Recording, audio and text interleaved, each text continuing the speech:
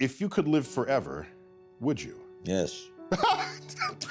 Okay, we're done with the interview. Finish the sentence. Yes. No, okay, sure, that's an attractive idea. But the way I look at it is the knowledge that I'm going to die that creates the focus that I bring to being alive. The urgency of accomplishment, the need to express love now, not later. If we live forever, why ever even get out of bed in the morning? Because you always have tomorrow. That's not the kind of life I want to lead. But why, don't you fear not being around? I fear living a life where I could have accomplished something and didn't. That's what I fear. We're running at 40%, most of us, you know, because we're half in and half out. And it's not surprising because life is difficult. It's like, well, what if you were 90% in or 95% in or all in? Because you're all in anyways, right? It's a life and death game. No one gets out of this. Everyone dies. You might as well commit yourself. And you might as well commit yourself to the highest good that you can attain, because why not? It'll imbue your life with meaning. It's hard. The responsibility is there, but all the meaning's in the responsibility, and that'll make your life better. It'll make your family's life better. And it should make your culture better. Maybe it make the world better. It's like that'll justify your damn miserable existence at 3 o'clock in the morning when you're wondering what the hell you're doing here. And that's a good thing, because there's going to be days when you're aching and tired and sore, and there's people in your family that are sick, and you're cynical and bitter, and you need a reason to get up, and you think, yeah, well, a little more heaven and a little less hell. Maybe I can pull that off today and tomorrow and next week. Are you interested in achieving these goals, or are you committed? And I asked him, Mr. Brown, I said, what's the difference? And he said, if you're interested, you'll do what's convenient. You'll come up with stories and excuses and reasons why you can't, and you'll use your education as an excuse, you'll use your story as an excuse, you'll use the fact your father was a cab driver and was a gambler and never had any money. You'll use all of that as your reasons why you can't. He says, but if you're committed, you will do whatever it takes. You'll let go of your stories, you'll let go of your excuses, you'll let go of all the reasons you currently have that are formulating your identity of yourself, and you'll learn how to let that go and become who you are destined to become. Go talk to 90-year-olds. They regret. They talk about regret. I wish I did. Literally, inevitably, I do this. I wish is the opening line. Hey man, tell me about your life. Like, this is what I do. And this is what I did in my 20s. I spoke to a lot of old people, they lived it. And literally, I wish. And so that's what I'm trying to tell people. It's what you don't do that screws with you later on. I think this is the case anyways. I think people are always looking for an excuse to have their character corrupted. Because if your character is corrupted, then you get to lie, and you get to cheat, and you get to steal, and you get to betray, and you get to act resentfully, and you get to do nothing. And that's all easy. It's easier to lie than to tell the truth. It's easier to do nothing than to do something. So there's always part of you thinking, well, I need a justification for being useless and horrible, because that'd be a lot less work. And so then if something terrible comes along, you think, aha, that's just exactly the excuse that I was waiting for. Just because something terrible happens to you doesn't mean that you get to wander off the path and make things worse. And maybe it doesn't matter how terrible it is that what happens to you. And that's a tough call, you know, because you see people now and then in life who they've really got it rough, man. Like 50 bad things are happening to them at the same time, and you think, oh, it's no wonder. If you were bitter and resentful and hostile, it'd be like, yeah, no wonder.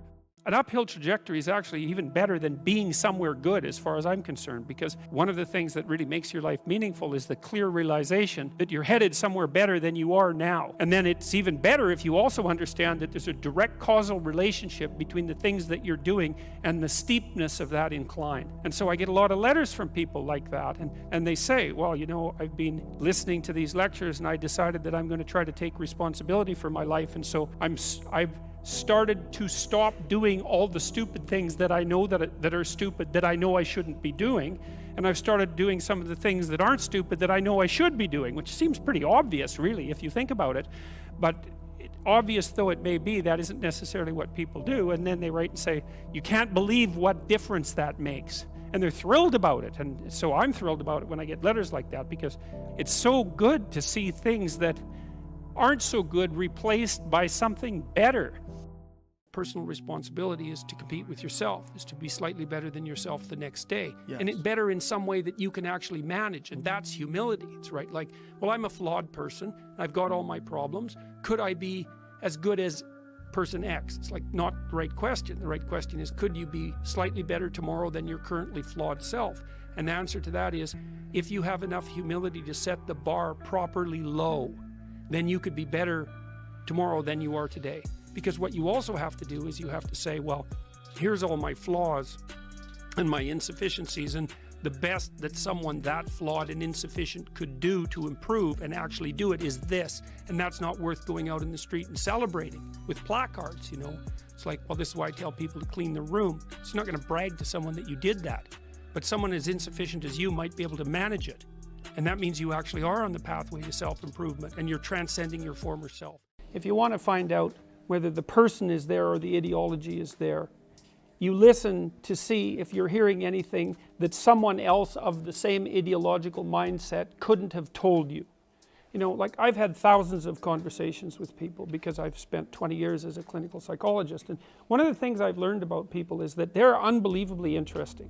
If you get someone to sit down and you move past the superficial, which you can actually do quite rapidly, they'll tell you all sorts of things that only they know, that are unbelievably enlightening about their own peculiar problems, about the way they look at the world, about their idiosyncratic familial dynamics, like just fascinating personal stuff. It's the stuff of great novels, you know, and this is ordinary people. I don't really think there is an ordinary person exactly.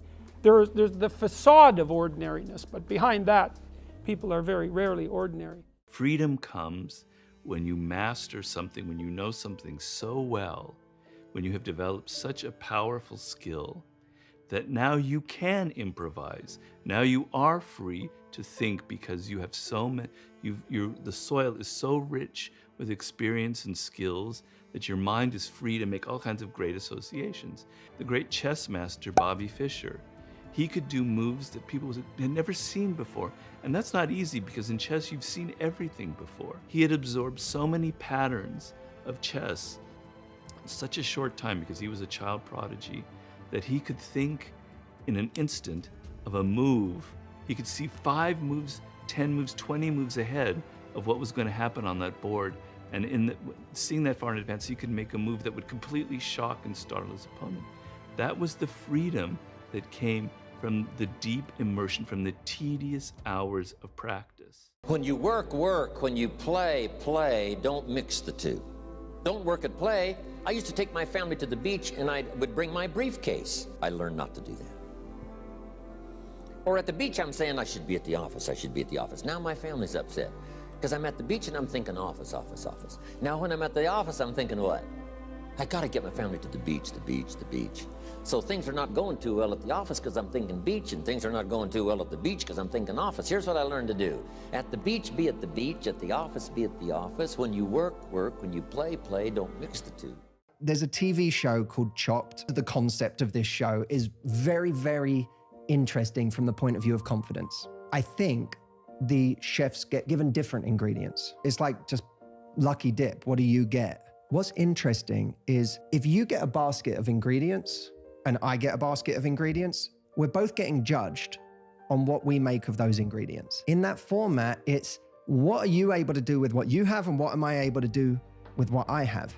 And I think there's something really fascinating about that, because we spend so much of our lives mourning our ingredients. Imagine that you're not being judged on anything but how great a chef you are. Because that show isn't about ingredients, it's about chefs. Well, imagine life isn't about ingredients, it's about chefs. Don't aspire to have the best ingredients. Aspire to be the best chef. The biggest mistake in general that I've made, and I'm trying to correct for that, is to put too much of a weighting on somebody's talent and not enough on their personality. And I've made that mistake several times. In fact, I think it actually matters whether somebody has a good heart. It really does. And I've made the mistake of thinking that sometimes it's just about the brain. We always look at jealousy as a negative thing. If we see a jealous person, we say, oh, they're toxic, stay away from them, that's negative behavior, maybe it's gossip-based.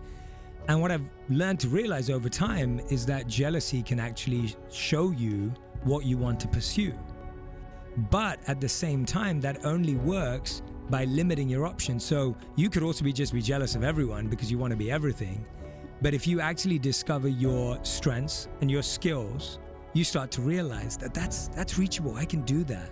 And so when you find yourself being jealous or envious of someone, use that as an indicator, as a signal of, is that something I really want? Or is that something that's just attractive? Because it can just be a shiny object too.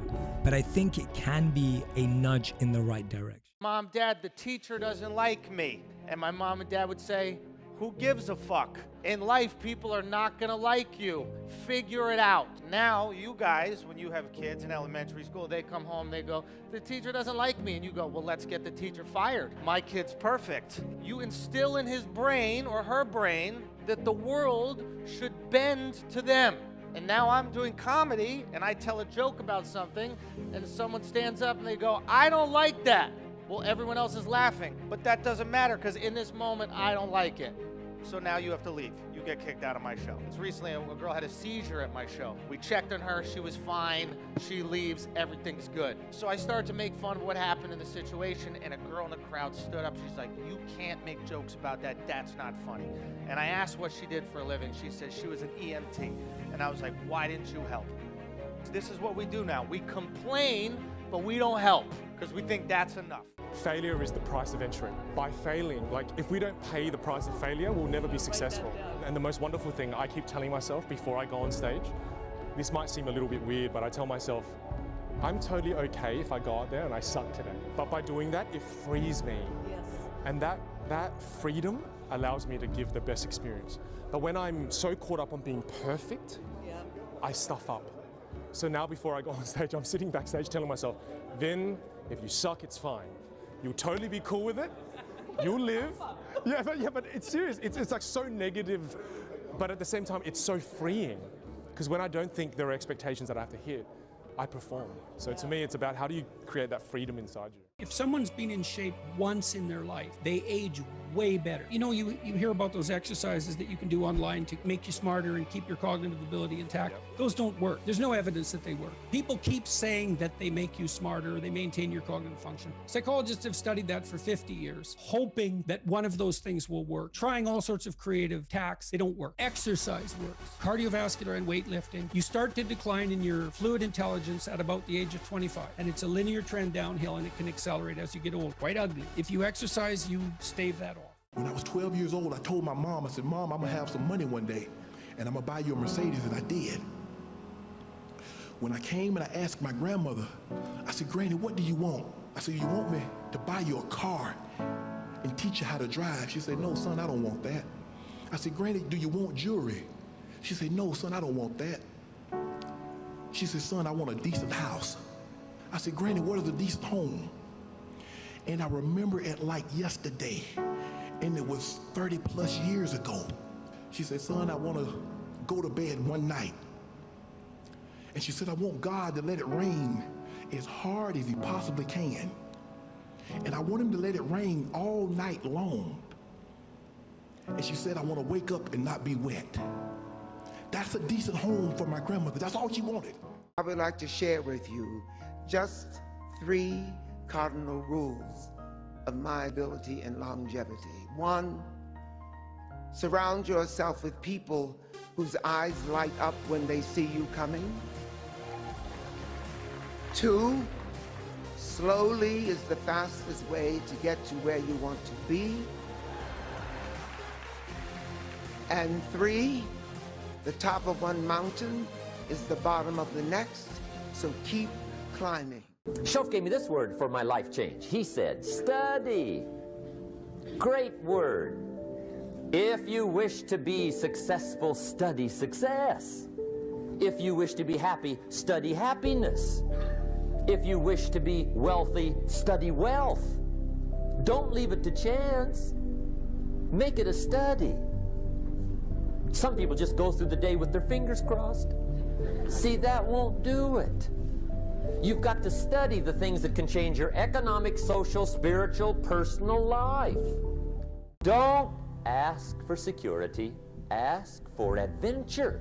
Better to live 30 years full of adventure than 100 years safe in the corner. And see, it's not important how long you live. What's important is how you live. It's all risky. The minute you were born, it got risky. If you think trying is risky, wait till they hand you the bill for not trying. If you think investing is risky, wait till you get the tab for not investing. See, it's all risky. Getting married is risky. Having children is risky. Going into business is risky. Investing your money is risky. It's all risky. I'll tell you how risky life is. You're not going to get out alive. I'll do it or die. See, that's powerful. That could be the day that turns your life around. The world has a strange way of stepping aside when somebody says, I'll do it or die. The man says, I will climb the mountain. They've told me it's too high, it's too far, it's too rocky, it's too difficult, it's never been done before, but it's my mountain, I will climb it. Pretty soon you'll see me waving from the top. Or dead on the side, because I ain't coming back. You can have more than you've got because you can become more than you are. And of course, the other side of the coin reads, unless you change how you are, you'll always have what you got. When I was in my 20s, I wanted to be a millionaire.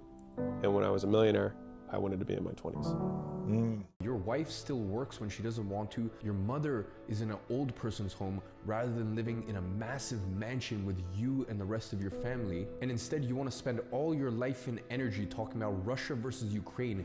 When you live in the West, it has nothing to do with you. Shame on you. Listen to me very clearly. The only way you can make a change in this world is through influence or money. And if you have neither, then shut the fuck up and save yourself first. And once you save yourself, then save your family. And once you save your family, save your friends. And once you've done that, save your community. And if you have checked off all of those boxes, then, and only then, you can hear about the current events in the news and actually make an impact. But until you've done all of that, stop arguing about useless stuff that you will have no change, no effect on. If you want to stay poor, keep watching the news. And if I can leave you with anything, I want to leave you with this. There are people who come in your life sometimes to be there for a season. They weren't meant to be there always. Sometimes we find ourselves hooked up with people that we think are there for a lifetime, but they were only supposed to be there for a season. There are people who come in your life like boosters for a rocket. If you ever watch a rocket go into space, the boosters fall off when it reaches a certain altitude. Some people are not equipped to handle the altitudes that you're going to. Pessimism, the deadly disease of always looking on the bad side, the problem side, the difficult side, checking all the reasons why it can't be done. The poor pessimist leads an ugly life. He doesn't try to figure out what's right. He tries to figure out what's wrong. He doesn't look for virtue. He looks for faults. And when he finds them, he's delighted. How ugly. This is the poor guy who looks through the window, doesn't see the sunset. He sees the specks on the window. To the pessimist, the glass is always half empty. To the optimist, the glass is half full. Why would the same measure affect people two different ways? Answer, it all depends on how you look at it. Our lives are mostly affected by the way we think things are, not the way they are. The way we think they are affects us most. It isn't merely that your fate depends on whether or not you get your act together and to what degree you decide that you're going to live out your own genuine being. It isn't only your fate, it's the fate of everyone that you're networked with. And so, you know, you think, well, 7 billion people in the world, and who are you? You're just one little dust mote among that 7 billion, and so it really doesn't matter what you do or don't do, but that's simply not the case. It's the wrong model, because you're at the center of a network. You're a node in a network. Of course, that's even more true now that we have social media. You'll know 1,000 people, at least over the course of your life, and they'll know 1,000 people each, and that puts you one person away from 1 million, and 2 persons away from 1 billion. And so that's how you're connected, and the things you do, they're like dropping a stone in a pond. The ripples move outward, and they affect things in ways that you can't fully comprehend, and it means that the things that you do and that you don't do are far more important than you think. And so if you act that way, of course, the terror of realizing that is that it actually starts to matter what you do, and you might say, well, that's better than living a meaningless existence. It's better for it to matter. But I mean, if you really asked yourself, would you be so sure if you had the choice? I can live with no responsibility whatsoever. The price I pay is that nothing matters. Or I can reverse it and everything matters. But I have to take the responsibility that's associated with that. It's not so obvious to me that people would take the meaningful path. I believe in this life there are useful beliefs, and then there are useless beliefs. Why believe in something that is not helpful? And I believe the belief that anything is possible is the one thing I hang on to help me do the impossible. And it's funny because I, some reason, kind of gone viral online recently, and people go, "Oh, anything is possible," then cure boldness, mate. And I'm like, the person that's going to end up curing that is going to be the person that believed it was possible. And the person that cures cancer is going to be the person that believed it was possible. You know, so my friends, if there's one thing to leave us all with, continue life with a useful belief that anything is possible for you moving forward, because your beliefs dictate your actions in life. Good luck. Thanks. Every person is of a divine value, and that means they have something that's intrinsically valuable to offer, to bring into reality itself. But each of us, within those unique circumstances, with those unique talents, have to grapple with, let's say, we have to grapple with the possibility that's laid out in front of us. I can bring something into being that only I can bring into being. If I create something unique, if I realize something unique, I can then share it with other people. Well, isn't it valuable to learn from the particularized experience of someone else? I mean, what an unbelievable advantage that is that I can sit here and talk to you. And everything that you had to learn painfully, you can communicate to me. And if I have any sense at all, I can listen, and then I can learn that without having to undergo all that suffering. And insofar as our societies are set up to insist that that be allowed to happen, then our societies can be productive, reciprocal, and generous. And then we can operate collectively to compete and cooperate in a manner that elevates all of us. You're a young man, you see someone drive by in a Ferrari with a blonde, and you think, my God, he's got everything. And, you know, the woman in the car is a prostitute who's got a cocaine addiction, and her life is just one catastrophe after another. And he's had to lie and cheat his way into this position, and he's afraid that everything's going to come crashing down on him, and that's what you're jealous of. And it's just not that profound. You don't want someone else's fate. Man, your fate's enough. He said to me, my grandfather walked 10 miles to work every day. My father walked 5. I'm driving a Cadillac. My son is in a Mercedes. He said my grandson will be in a Ferrari. But he said my great-grandson will be walking again. So I asked him, I said, well, why is that? And he said to me, tough times create strong men. Strong men create easy times. Easy times create weak men. Weak men create tough times. He said to me, many will not understand, but you have to raise warriors. People change in 4 different seasons. People change when they hurt enough they have to, when they see enough they're inspired to, when they learn enough that they want to, and when they receive enough that they're able to. Those are the 4 times that people change. Self-confidence is really someone who keeps promises to themselves, because self-confidence is really like your reputation with yourself. If you've got a great reputation with yourself and you know you can trust you, you're not so concerned about your reputation and what other people think about you. That's right. So if you're always worried about what people think about you, it's because you really don't think great about yourself. And you don't think great about yourself because you lack self-confidence. And you lack self-confidence because you keep not keeping the promises you make to yourself. So my confidence came from my preparation and from my consistently doing the things I told myself I was going to do. So I built this reputation where I trust me. Here's what you should know about winning before you chase it. Winning's not loyal to you. It doesn't care about you. Winning doesn't care how sore you are. Winning doesn't care how much sleep you get. Winning doesn't care how hard you work at times. Sometimes a guy doesn't outwork you and he still wins. It isn't fair, man. Sometimes there is no justice. Winning requires all of you and then more, and it promises you nothing. It's a mastermind of creating fear and doubt in your mind. It causes setback after setback.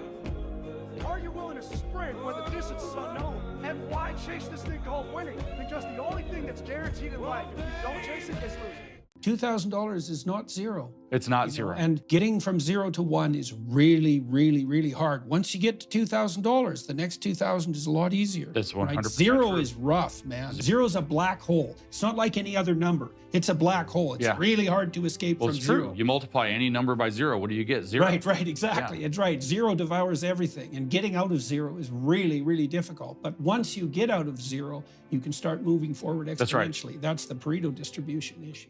Something my parents taught me, that they practiced all their life. Now I practice. Don't miss anything. Don't miss the game, don't miss the concert, don't miss the performance, don't miss the show. Don't miss the conversation, don't miss the sermon, don't miss the class, don't miss anything. Go look, see, learn, try, taste. Let that flavor of life be part of your lifestyle. Elton John sings, she lived her life like a candle in the wind, never knowing who to cling to when the rain set in.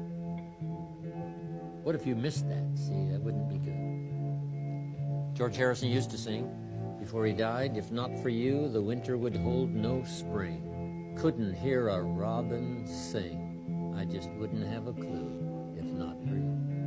Go taste, go listen, go enjoy. You can buy a house, but not a home. With money, you can buy a clock, but not time.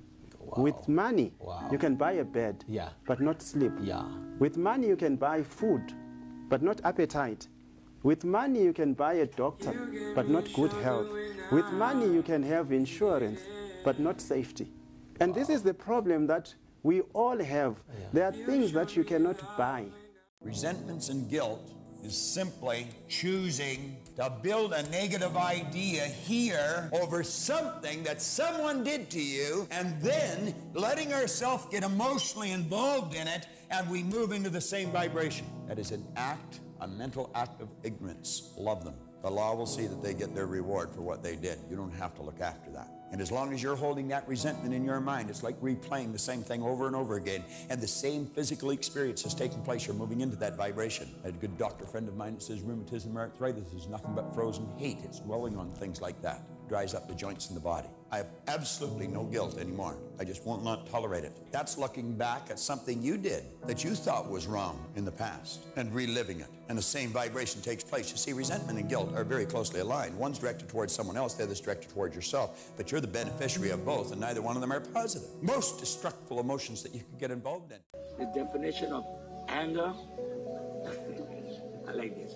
The definition of anger is an emotional punishment you give yourself for somebody else's behavior. For example, a kid asks, Mommy, why is the grass green?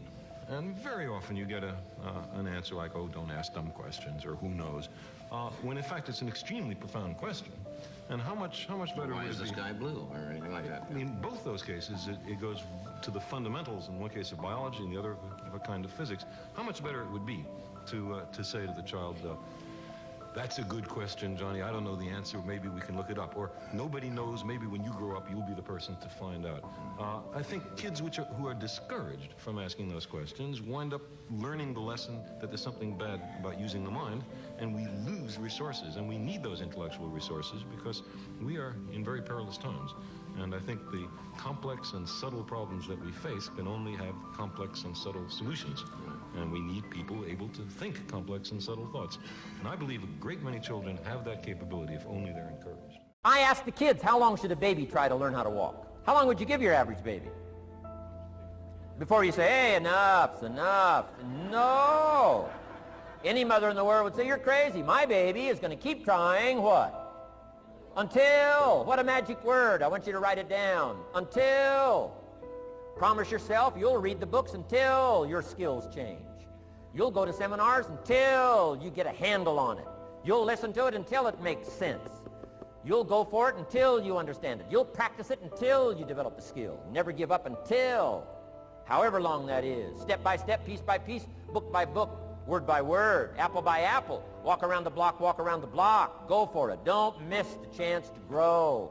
And resolve that you'll pay the price until you learn, change, grow, become.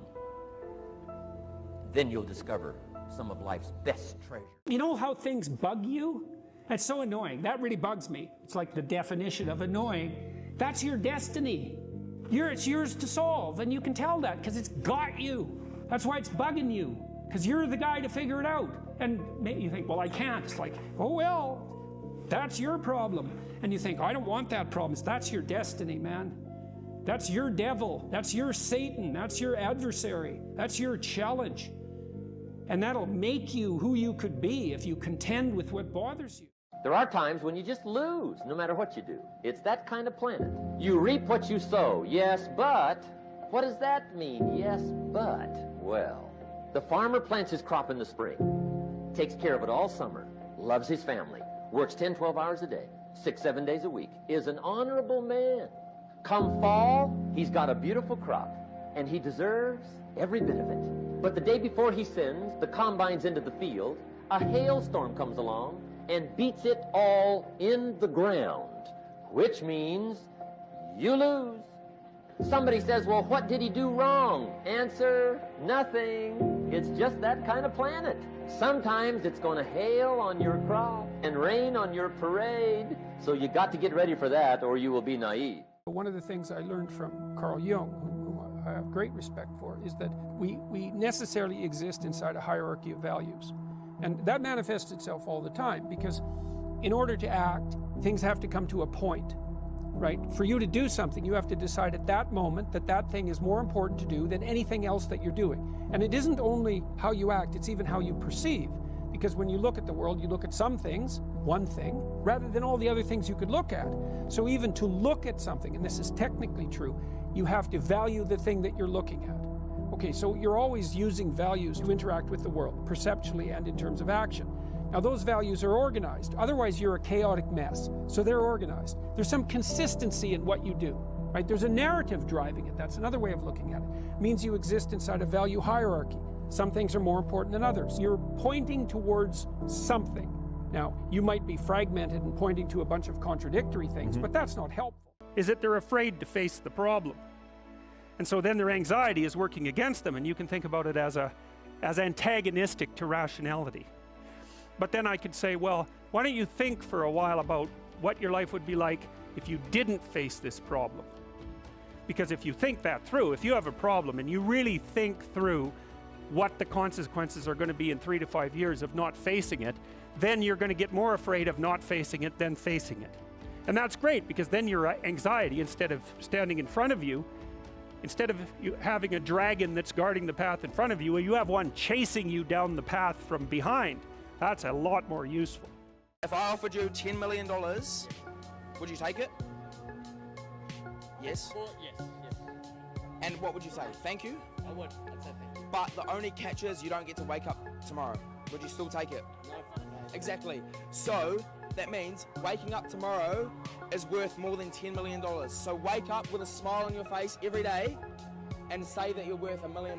That is some high quality advice. That was amazing. That was really good. Thank you so much. Personal development, learning the skills. Here's what I learned building my own organization. Learn to work with the people who deserve it, not the people who need it. Because that's the way life works. Life doesn't respond to what we need. Life responds to what we deserve. It doesn't say if you need a harvest, you'll get one. It says, no, if you plant in the spring, you'll get a harvest in the fall. Reaping and harvesting belongs to the planters, not to those who need, but to those who plant. Almost everything we think we know about addiction is wrong. You get a rat and you put it in a cage, and you give it 2 water bottles. One is just water, and the other is water laced with either heroin or cocaine. If you do that, the rat will almost always prefer the drugged water and almost always kill itself. Professor Alexander comes along and he looks at this experiment and he noticed something. We're putting the rat in an empty cage. So Professor Alexander built a cage that he called Rat Park. In Rat Park, they don't like the drugged water. You go from almost 100% overdose when they're isolated to 0% overdose when they have happy and connected lives. What if addiction is an adaptation to your environment? Human beings have a natural and innate need to bond. And when we're happy and healthy, we'll bond and connect with each other. But if you can't do that because you're traumatized or isolated or beaten down by life, you will bond with something that will give you some sense of relief. The opposite of addiction is not sobriety. The opposite of addiction is connection. What was the biggest lie you were told? It's not that simple. Why not? No, that's the biggest lie I was ever told. It's not that simple. And it's a lie they tell you over and over again. What's not simple? Any of it. All of it. It's how they get you to give up.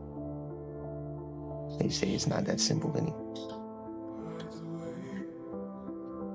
So what's the truth? That it is. I'm going to show you the one secret that separates winners from losers more than anything else. If this $50 bill were available, who would want it?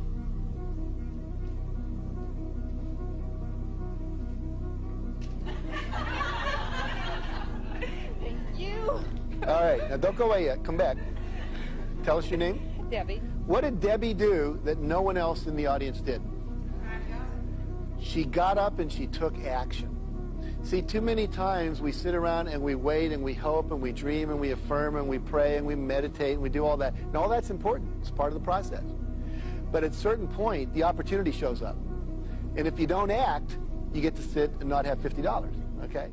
If you want to help someone, the best way to help someone is not to give them advice, but to listen to. Let's say they do what you say and something good happens to them. Well, whose victory is that? Yours or theirs? And if it's yours, did you just steal it? And then let's say they fail following your advice. Well, they pay the price for that. And you can skip away merrily and say, well, I should have spoke more carefully. It's like, you don't mess about with people's destiny. You do not know where they're headed. The young guys take to this a lot. I said, you should be the strongest person at your father's funeral. That's something to aim for. It's a transition, a generational transition, and it means that, well, all the people around you are suffering because of their loss. They have someone to turn to who can illustrate by their behavior that the force of character is sufficient to move you beyond the catastrophe. And you need that. Don't let anything overly bug you. Because remember now, you don't have to do anything. Someone says, well, I got to get a handle on my time. The answer is no, you don't. If you want to let it all go, you can let it all go. I mean, this is good advice. Somebody says, you ought, you ought, you ought. Jot this down. Ignore all the you oughts. Or you should. Only if they're giving general information. We should. It's better to say if you're teaching, we should. Not you should, we should. Then you let me listen in without it being too confrontational. If everyone did this, see, that'd be great. And then you give a person a chance to choose to do it or not to do it. But when you start the you ought, now see if I don't, now see we got some tension and maybe some problems. So you oughts seem to always create problems. There's no one more narcissistic than someone who's smart.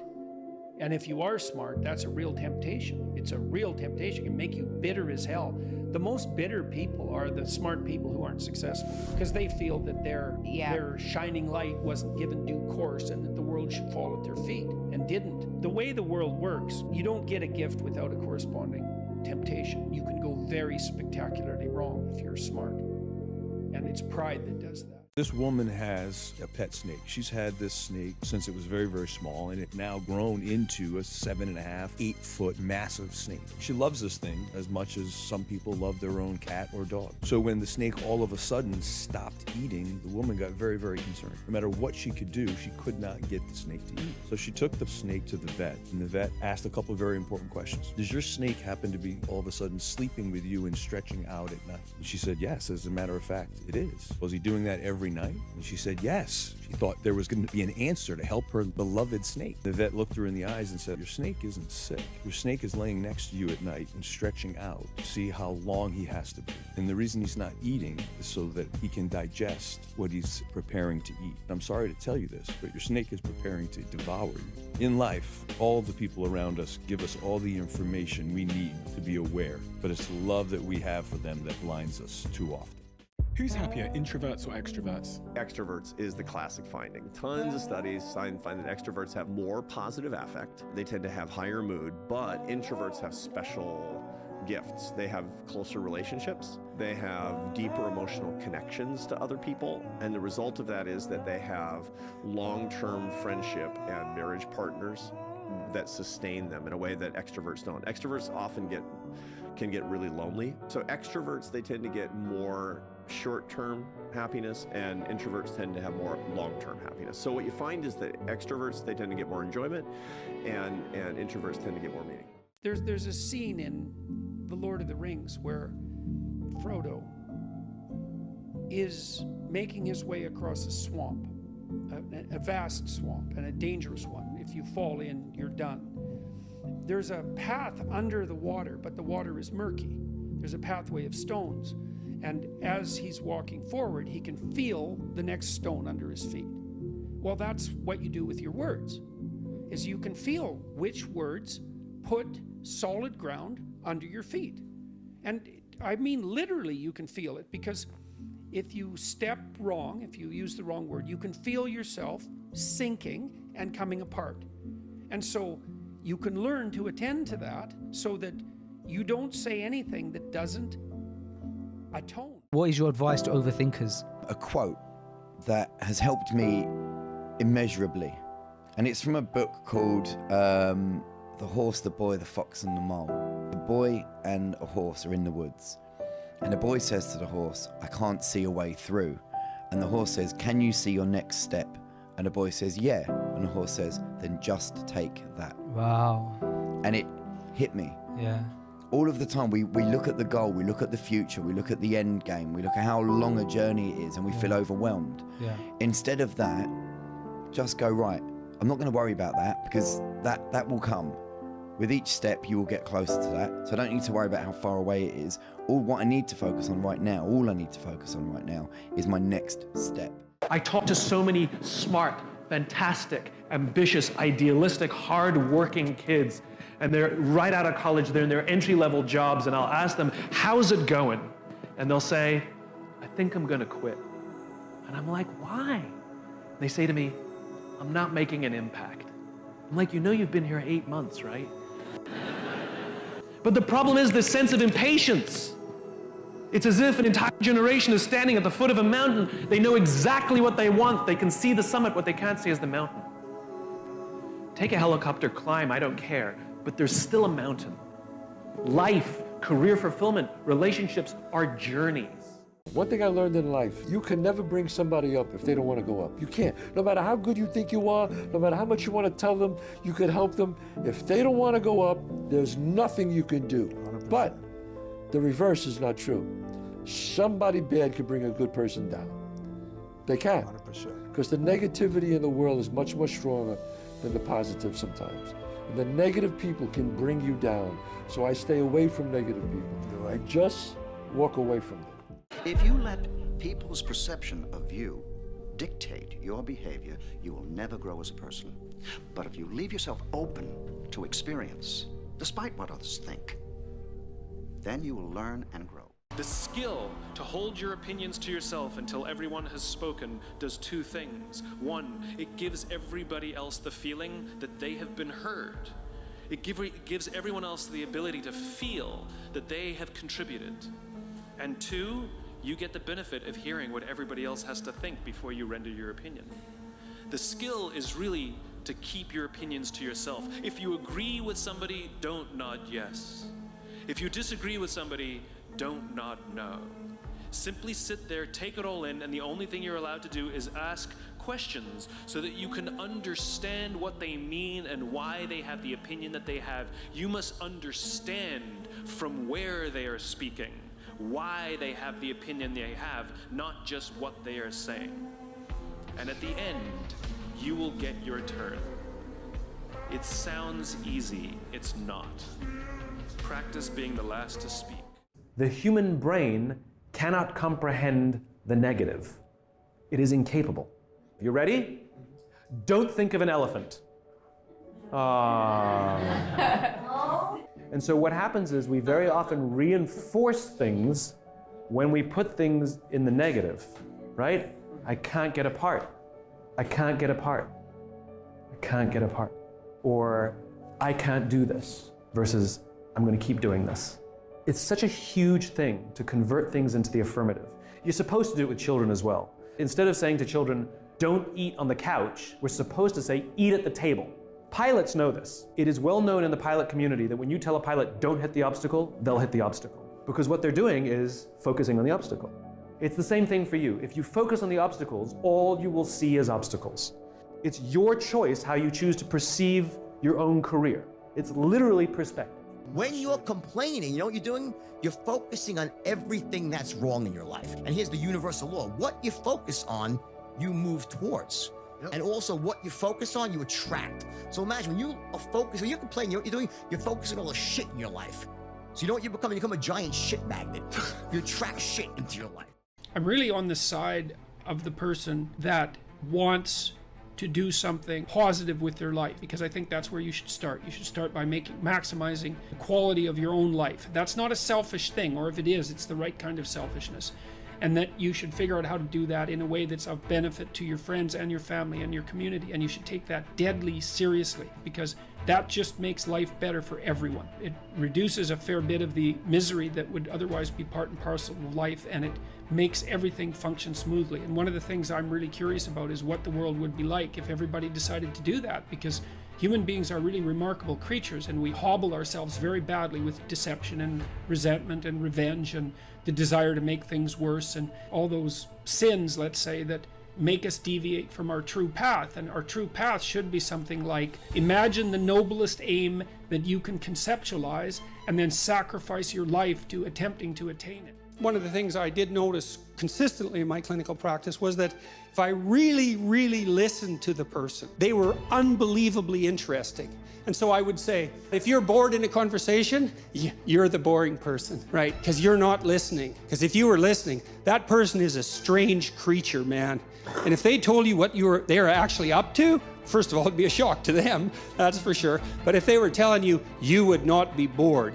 And so there's a high probability that you're sitting there thinking what you already know about this person, what you're assuming by the way they're dressed or the way they comport themselves or their class or their social status or their ethnicity or whatever the hell it is, stereotypes that you're using as a replacement for the genuine dialogue. And then you're also sitting there thinking about what you're going to say next when they're talking so that you can impress them and so on and so forth. And you're not doing the kind of listening that Rogers suggested at all, because you're treating the other person as an end to an a priori defined instrumental means. And that's a big mistake. I think it's really powerful. I love that. And I used to have a coach, and I think a lot of coaches use this, or at least he used to say to us, he would be like, if you lose, cry for a day. And if you celebrate, if you win, celebrate for a day. Yeah, that's it. And then move on the next day, get back to training. Don't let it run. Don't live in the past. Don't live in the past. And what we do is when we lose, we cry for a month. And when we win, we just move on. Yeah. Which means that our negative experiences hold us back and weigh us down more than our positive experiences. Justify your existence.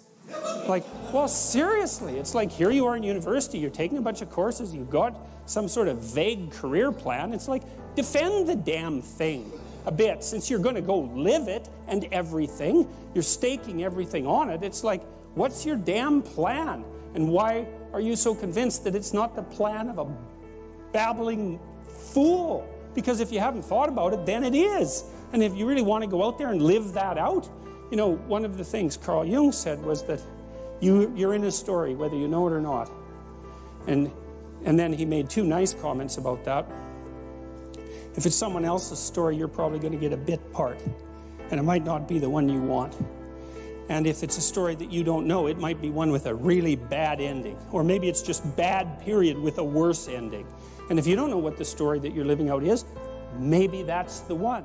When the depression and anxiety come along, you think part of it with depression, it's like, it's just bloody endurance. It's like you get up and you work through the next hour. You try to stay on track. You try to implement your strategic plans to the best of your ability. And you hope and you pray that you'll get through it. You know, you'll get through it and that the darkness will recede. And you stay on track. You eat even though you're not hungry. You get up even though you want to stay in bed. You interact with people even though you'd rather be alone. And it's the benefit of disciplined habits can sustain you. It's like the boat you're rowing in through a terrible storm, leaks and all, and maybe you'll be overwhelmed, but you have the boat and you can row forward, and that's what you've got. And so endurance is a huge part of it. And then I would say with its anxiety, it's the same thing. I was dating someone and she accused me of being a bad listener. And I was like, you do know what I do for a living, right? Like, I'm a really good listener, so I don't know what you're talking about, you know? And then I took this listening class. Turns out I'm an absolutely brilliant listener with people who I'll never see again for the rest of my life. But amongst my friends and family, appalling. So I had this basic skill set that I never applied with the people closest to me and gave myself an out because, quote unquote, I knew how to listen. And so I realized I was a terrible listener. This was a blind spot. This was a gap. That awareness of the blind spot and the awareness of the skills that I need to be a better brother, son, boyfriend, friend, you know, I had to learn how to hold space for someone. The thing that tends to turn people against life is the fact that life is full of inexplicable tragedy. I would say that if you can develop a motive, an attitude towards the world that's characterized by an increase in the ability to bear its tragic circumstances, that's evidence that your attitude is correct. Now, the only person who's going to be able to determine that is you, because it's not going to be evident necessarily to people around you, and it may not play out the way you would want it to in the external world. How is it that you can come to the state where you can trust your own judgment about your beliefs? Well, that ties back into this. If you fill up your head with information that you know, by your own definitions of truth, to be false, then you can ensure that you're not going to be able to trust your own judgment. Now, the problem is there's going to be times in your life where your judgment is the only judgment that can even possibly be valid. And it better be the case that when you're in that circumstance, that your head is free enough of lies so that you can be certain that the decision you're making is right. Women have their sets of responsibilities. They're not the same, because they're complicated, because women, of course, have to take primary responsibility for having infants at least, but then also for caring for them. They're structured differently than men for biological necessity, even if it's not a psychological issue, and it's also partly a psychological issue. Women know what they have to do. Men have to figure out what they have to do. And if they have nothing worth living for, then they stay Peter Pan. And why the hell not? Because the alternative to valued responsibility is impulsive, low-class pleasure. Is this jar full? Yes. And is it full now? Yes.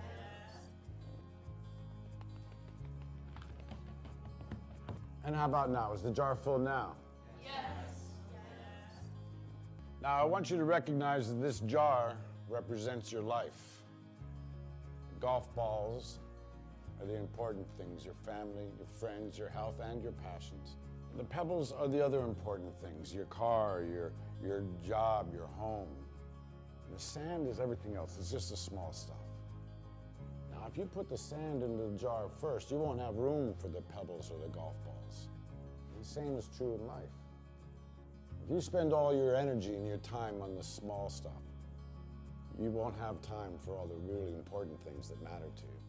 I've never, in all my years as a clinical psychologist, and this is something that really does terrify me, I have never seen anyone ever get away with anything at all, even once. You know, there's that old idea that God has a book, you know, and keeps track of everything in heaven. It's like, okay, you know, maybe it's not a book, fine. But that is a really useful thing to think about, because, well, maybe you disagree. Maybe you think people get away with things all the time. I tell you, I've never seen it. What I see instead is the thing happens, right? Someone twists the fabric of reality, and they do it successfully because it doesn't snap back at them that moment. And then like 2 years later, something unravels and they get walloped and they think, oh my God, that's so unfair. And then we track it. It's like, well, what happened before that? This. Well, then what? This. And then what? This. And then what? Oh, this. Well, that's where it went wrong. It's because you can't twist the fabric of reality without having it snap back. It doesn't work that way, and why would it? Because what are you going to do? Twist the fabric of reality? I don't think so. We do not practice empathy. What does empathy look like? Here's the lack of empathy. This is normal in our business world. You walk into someone's office, someone walks into our office and says, your numbers have been down for the 3rd quarter in a row. You have to pick up your numbers, otherwise I can't guarantee what the future will look like. How inspired do you think that person is to come to work the next day? Here's what empathy looks like. You walk into someone's office, someone walks into your office and says, your numbers are down for the 3rd quarter in a row. Are you okay? I'm worried about you. What's going on? We all have performance issues. Maybe someone's kid is sick. Maybe they're having problems in their marriage. Maybe one of their parents is dying. We don't know what's going on in their lives. And of course it will affect performance at work. Empathy is being concerned about the human being, not just their output. And we have to practice empathy. I talk about this thing I call the 2-minute rule. And the idea is to just take whatever habit you're trying to build and you scale it down to the first 2 minutes. I had a reader who did something similar to this. He ended up losing over 100 pounds. And one of the ways that he did it was he went to the gym, but he wasn't allowed to stay for longer than 5 minutes. So sounds kind of crazy, but for the first 6 weeks, he went and he showed up and he did like half an exercise, and then he would leave and go home. And to most people, they hear that and they're like, well, it's kind of ridiculous. You're wasting your time. You're not actually going to get in shape from that. But the point is, he was mastering the art of showing up. And a habit has to be established before it can be improved. Until you become the person who shows up every day, there's nothing to optimize. We're so worried about figuring out the best diet plan or the best business idea or the optimal way to, boost my bench press or whatever. We search for all these perfect plans, but we don't do the thing that is fundamental to all of it, which is just showing up.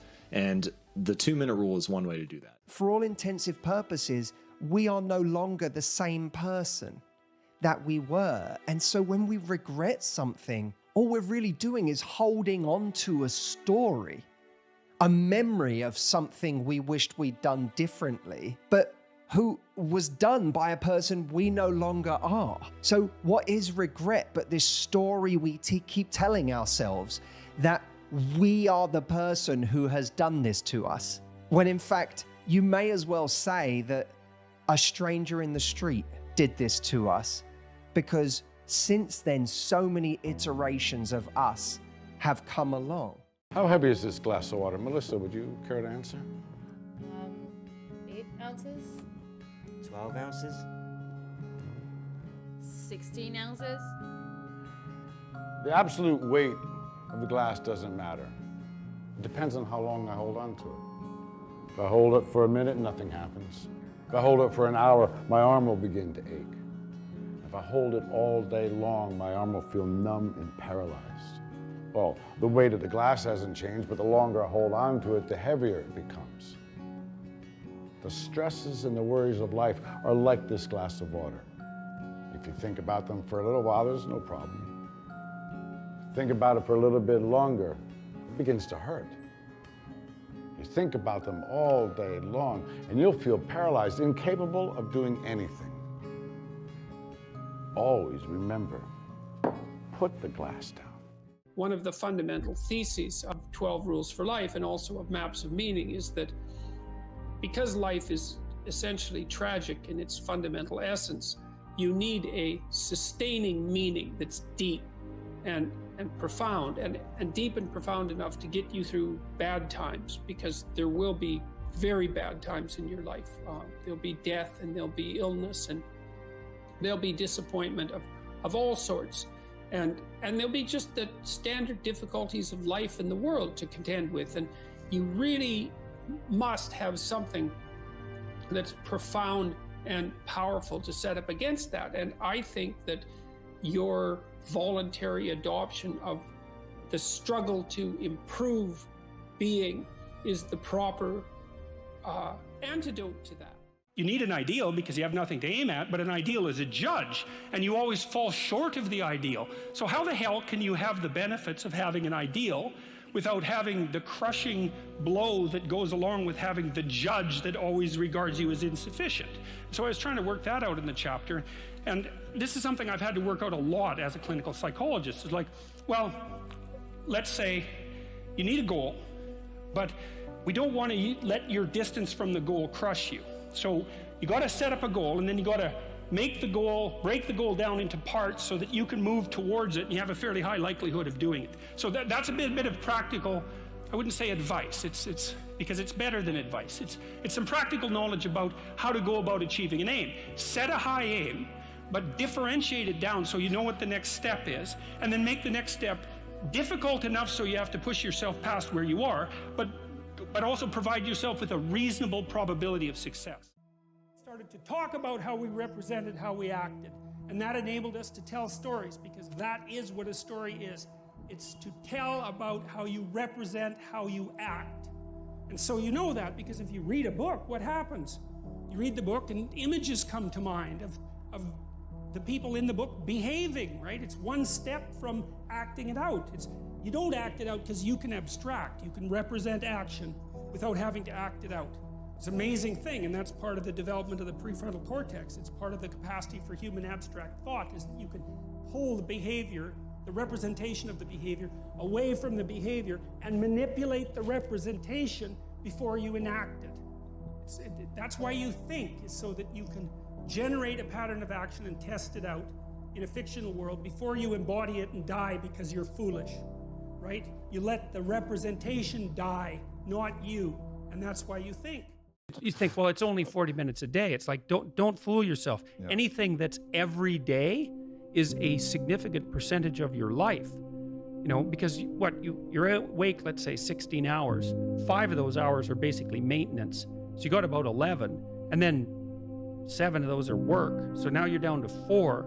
And so if you're spending 15 minutes a day doing something painful and stupid, and you do it every day, it's like 10% of your productive life. Yeah. And so it's really useful to get, because people think backwards. They think, well, I have a vacation coming up and that's really important. It's like, no, it's not. You're only going to do it once. It's not that important. Yeah.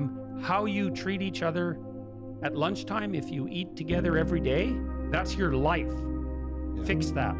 Get it so that the food's good. Get it so that you're happy with the people that are sitting there. Fix that. It's like, poof, 10% of your life is fixed. What do you say to those viewers that don't pursue their dreams and are locked in their careers because they're too afraid to take risks and pursue something meaningful? Well, the first thing I would say is, well, you should be afraid of taking risks and pursuing something meaningful. But you should be more afraid of staying where you are if it's making you miserable. No matter what you achieve, no matter how you succeed, it will always feel to someone in your life that you haven't made it yet. Whether it's your parent, your partner, your friend, social media, society, there'll always be someone who feels you haven't made it and makes you feel that way. You live with the consequences of your choices. And therefore, if you make choices based on someone else's vision and it doesn't go according to your plan or their plan, chances are you're going to end up in anxiety, depression, and stress. It's all risky. The minute you were born, it got risky. If you think trying is risky, wait till they hand you the bill for not trying. If you think investing is risky, wait till you get the tab for not investing. See, it's all risky. Getting married is risky. Having children is risky. Going into business is risky. Investing your money is risky. It's all risky. I'll tell you how risky life is. You're not going to get out alive. An introvert loses energy from social interaction. An extrovert gains energy from social interaction. So an introvert wakes up in the morning with 5 coins. Every social interaction, they spend a coin. At the end, they are depleted. An extrovert wakes up with no coins. Every social interaction, they get a coin, and by the end, they feel rich. Like going to a party, they gives them energy, versus going to a party sucks your energy. What I have learned is I have a big personality, but I'm still an introvert. So what I've learned is that it doesn't matter which one you are. The question is how do you leverage what you got, right? And so I go to parties with an extrovert, right? Because that way they can do all the talking and I can just stand there and just eat the cheese. There's a great Chinese story. It's a Chinese proverb. It's told many ways, but here's the way I heard it. a young man is born with an unbelievable gift for horse riding, and everyone in the village says, "You're so lucky." And the monk says, "We'll see." And he falls off his horse and breaks his leg, ends his career. And everyone in the village says, "You're so unlucky." And the monk says, "We'll see." And then war breaks out, and all the young men are sent off to battle, but he can't go because of his busted leg. And everyone in the village says, "You're so lucky." And the monk says, "We'll see." And the point is, good, bad, I don't know what those things are. We perceive things as good or bad because of the lens we're looking through. And what I have learned about my own life and my own career is that every strength that I have has liability, and every weakness that I have, there is hidden opportunity, right? So for example, self-confidence, really important, gotta have self-confidence, right? The liability of self-confidence is sometimes you come across a little cocky. Make a plan. Look at what you're interested in. Get disciplined about something. Allow for the possibility that you have something important to contribute to the world, and that the world would be a lesser place without that contribution. Don't be afraid of taking on responsibility. It's where you find what sustains you in your life. You can take on too much responsibility. You have to be cautious in that regard, but that's a less common problem than not taking on enough. A lot of the things that people regard as traps are actually the means to their life. You know, often young people are afraid of commitment, for example, in the context of a romantic relationship, and because they feel that that's going to interfere with their pursuit of something more valuable. But that's just not the case. You're not going to find something more valuable in your life than a committed relationship with someone that you love, that sustains itself across time, and that in all likelihood produces children. That's life. When I was in high school, I really only had two things on my mind: girls and cars. and I wasn't doing very well with girls, so we'll talk about cars. But let's just imagine each one of you pick out the car of your choice. Sounds good, doesn't it? Pick it out, any color, you name it, it'll be tied up with a bow, and you say, well, what's the catch? And the catch is that it's the only car you're going to get in your lifetime. Now, what are you going to do knowing that that's the only car you're ever going to have and you love that car? You're going to take care of it like you cannot believe. Now, what I'd like to suggest, you're not going to get only one car in your lifetime, but you're going to get one body and one mind, and that's all you're going to get. And that body and mind feels terrific now, but it has to last you a lifetime. If there's something you want, you need about 5 arguments about why you want it, because the probability that the person who's opposing you will have 5 arguments about why you shouldn't have it is very low. They just won't have thought it through enough.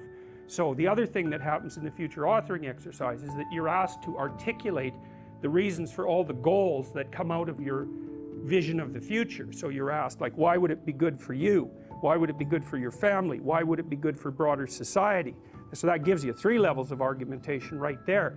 And if you have it articulated down into detail and it's related to other important goals, then you're a hell of a thing to argue with, because people just aren't that deep, by which I mean they just don't have that many levels of explanation or objection. And it's also really useful in relationship to your own mind. See, the point is, you don't know how much future you've got. What's gone is gone. There's absolutely nothing you can do about it. Some of you have had divorces. Some of you have probably had bankruptcies. Some of you have had terrible things happen in the past. But what's gone is gone. It's in the past.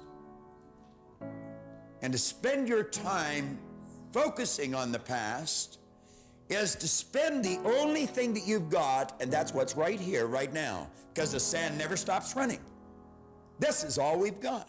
Your number one job in the world is to take care of yourself, to look after yourself. No one is going to be responsible for that job to nearly the extent that you are in your lifetime. You are the only person who has always been there for you. You're the only person who has woken up with you every morning of your life and gone to bed with you every night.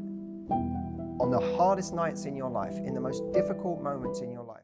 The issue of how to raise IQ, man, that's a killer. No one knows how to do it. I can tell you how to stop your IQ from decreasing as you get older. That's not so bad, because it does that. Fluid IQ decreases from the time you're 20 and pretty rapidly. It's physical health is the best preventative, so exercise, physical exercise. weirdly enough. You know, you think, well, why? Well, your brain uses oxygen like mad, right? And it needs to be kept clean and well oxygenated. And physical exercise, both anaerobic and aerobic exercise, both seem to be very, very effective at staving off cognitive declines across the lifespan. So that's a really useful thing to know, because that's the only thing we know that does that. Dopamine comes with a warning. Dopamine is highly, highly, highly addictive. Here are some other things that release dopamine: alcohol, nicotine, gambling, your cell phone. It's this. It's the addictive quality of dopamine.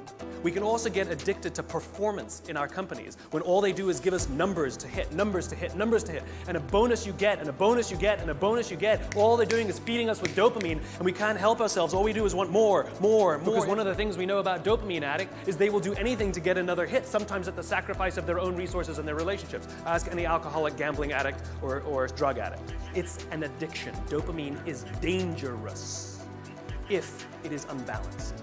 It is hugely helpful when in a comfortable and balanced system, but when unbalanced, it's dangerous and it's destructive. Sit on your bed one day and ask yourself, what remarkably stupid things am I doing on a regular basis to absolutely screw up my life? And if you actually ask that question, but you have to want to know the answer, right? Because that's actually what asking the question means. It doesn't mean just mouthing the words. It means you have to decide that you want to know. You'll figure that's out so fast it'll make your hair curl. What would happen if you consulted yourself about the best possible outcome for you? You might get an answer. Why have a goal? Well, it's easy. No goal, no positive emotion. Because you experience positive emotion by noticing that you're moving towards a goal. And so if you don't have a goal, well, you can't have any positive emotion. So you better have a goal. And so you might say, well, what should the goal be? Well, we could start by saying, well, any goal is better than none. And then we might say, well, it should be a goal that other people will let you pursue, because otherwise it's going to be kind of difficult. And maybe they'll be even happy to help you pursue it. That would even be better. And maybe it's a goal that would enable you to learn how to pursue other goals while you pursue that goal. Boy, that would really be good. And so you can see that your goal is parameterized.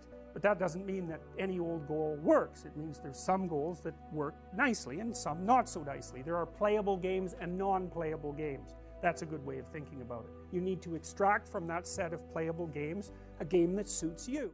Telling the truth is definitely an adventure. And so if you want an adventure, that's a good one. Seeking the truth or telling the truth? Both. You know, one of the things that you're counseled to do, let's say if you do a lot of media interviews, is to figure out what it is that you want to accomplish with the media interview. Okay. Right? So you have a goal. It's like, here's what I want to accomplish with this interview. And potentially there's some use in that. But another way of approaching it is, you ask me a question, I'm going to think about the answer, and I'm just going to tell you what I think. And it doesn't matter what the outcome is, because I'm willing to see what the outcome will be, predicated on the idea that there isn't a better outcome than the one that truth produces.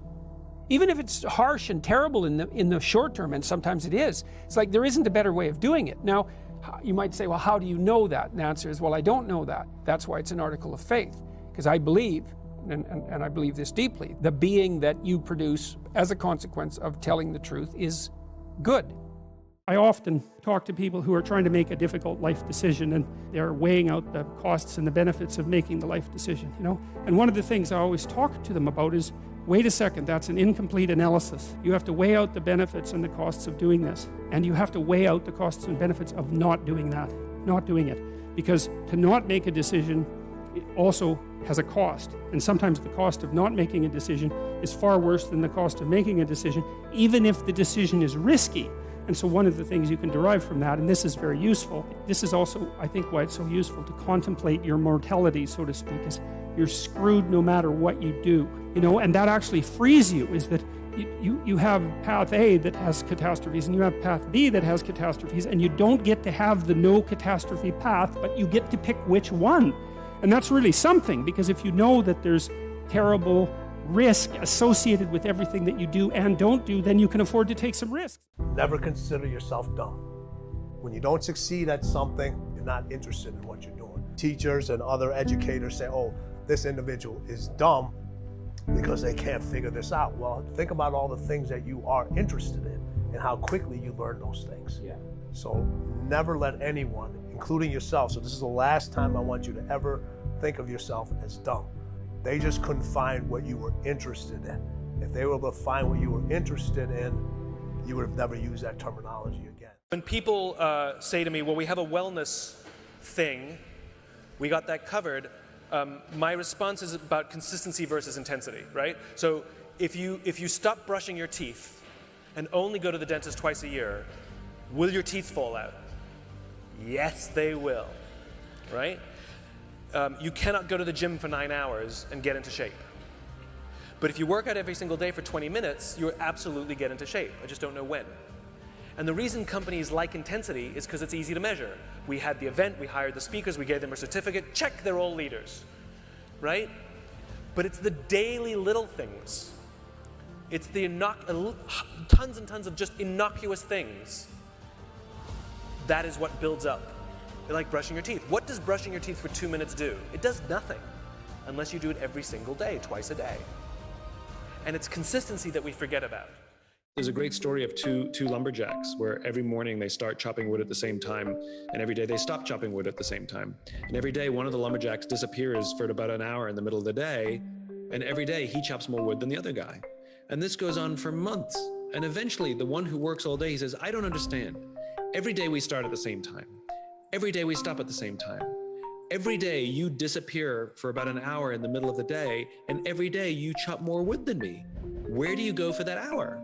And the other lumberjack looks up and goes, oh, I'll go home and sharpen my axe. If you take an infinite mindset, it's not about how much you can get done each day. It's how much you can get done over the course of a career or over the course of a lifetime. You got to take vacations, which means you turn off your email and you turn off your phone and you do not connect to the office. If you want to be happier, you need to use something that I call the surfer's mentality. See, because there's something a surfer understands better about life than most other people. See, a surfer wants to get up on the wave, but they don't make the mistake of believing that once they're up, that they're going to stay there forever. When they get up there, they enjoy it and they ride it as far as they can, but at every moment, they realize that that wave is going to crash and that they're going to fall. And maybe another wave is going to crash on top of them, but they don't let that get them down, because a surfer understands that there's always more waves coming, and that is the experience of surfing. Trying to get up on the wave, waiting to get up on the next wave, getting ready and being prepared for the waves that crash over you. How many of you think you know somebody that has a procrastination problem? Okay, the reason I asked the question, how many of you think you know somebody that has a procrastination problem, is because nobody has a procrastination problem. Procrastination is not a problem. Procrastination is always the symptom to a problem. The symptom that procrastination is a problem of, it's the problem of anxiety. That's the real problem. Procrastination is the symptom, it is not the problem. For me, meaning is something you create. You have the power to create meaning in your life and in the lives of others. Can you lessen the suffering of another person? That creates meaning. It creates purpose. It creates mission for who you are and what you might do in life. So for me, meaning can involve other people. Are you raising your moral children? Are you a good spouse? This all creates meaning. In addition, is what you might do for yourself. So for me, as an academic, I care that I learn something every day. If a day goes by and I don't learn something, that's a wasted day. I want to go back, recapture the day, and rummage through the books to find something. And ideally, you should get your mind blown at least once a week by just something, whoa, I never knew that. And so for me, that is how I establish and derive meaning in my life. Look, when you're a kid, you're all potential. It's chaotic potential. It can manifest itself in any number of ways. And maybe you don't want to give that up. So you're like Peter Pan. You want to be a kid forever because you don't want to give up the potential. And you look out in the world and all you see are Captain Hooks, who've lost a hand, who are chased by death, because that's the clock in the crocodile. It's already got a taste of him. He's terrified by death and he's a tyrant. Well, I don't want to grow up to be that. So I won't be disciplined at all. Well, that's no good, because the way the potential transforms itself into actuality is through discipline. Well, they say, well, I don't know what to do. It's like, that's okay. Nobody does. Go do something. Do the best thing that you can think of. put the best plan you have into practice. It's not going to be perfect, and it will change along the way. But it will change partly because you become disciplined pursuing the path. And as you become disciplined, you become wiser. And as you become wiser, you become able to formulate better and better plans. If you want to become successful in life, young man, he said, number one, you got to change your mindset. He said, you don't get in life what you want, you get in life what you are. Number two, practice OQP, only quality people. You earn within $2,000 to $3,000 of your closest friends. I found that out. I left all my broke friends. I said, y'all gotta go. Because I used to be so broke, I'd pass a bank and trip the alarm, you know? And the third thing he said, develop your communication skills, because once you open your mouth, you tell the world who you are. How to get whatever you want. Here's what it says if you're ready. It says, ask. That's it. End of notes. Ask. If there's one art in life to learn extremely well, that's got to be one of them. The art of asking. What does ask mean? Ask means, what do you want? See, you've got to be better than a good worker. You've got to be a good asker. Now, let me give you 3 key points on asking and receiving. Number 1, asking is the beginning of receiving. Asking starts a unique process, mental and emotional. Here's number 2, receiving is not the problem. Receiving is automatic. Failure to ask might be one of your major problems. I don't know. Check it out. At certain times in a man's life, he's either a fool, he's a victim, or he's a king. The table is always full of excuses. But the king stage is when you realize, wait a minute, this is your table.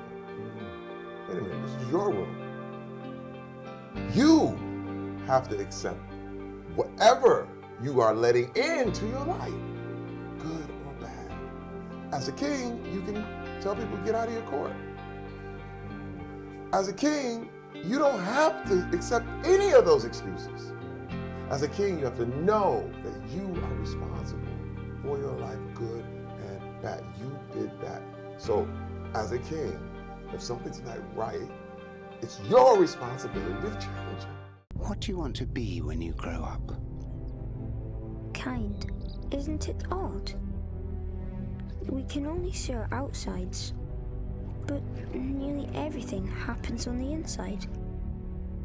What's the bravest thing you've ever said? Help. Asking for help isn't giving up. It's refusing to give up. Tears fall for a reason, and they're your strength, not weakness. I think you believe in me more than I do. Life is difficult. I've discovered this. You are loved and important. And you bring to this world things that no one else can. So hold on.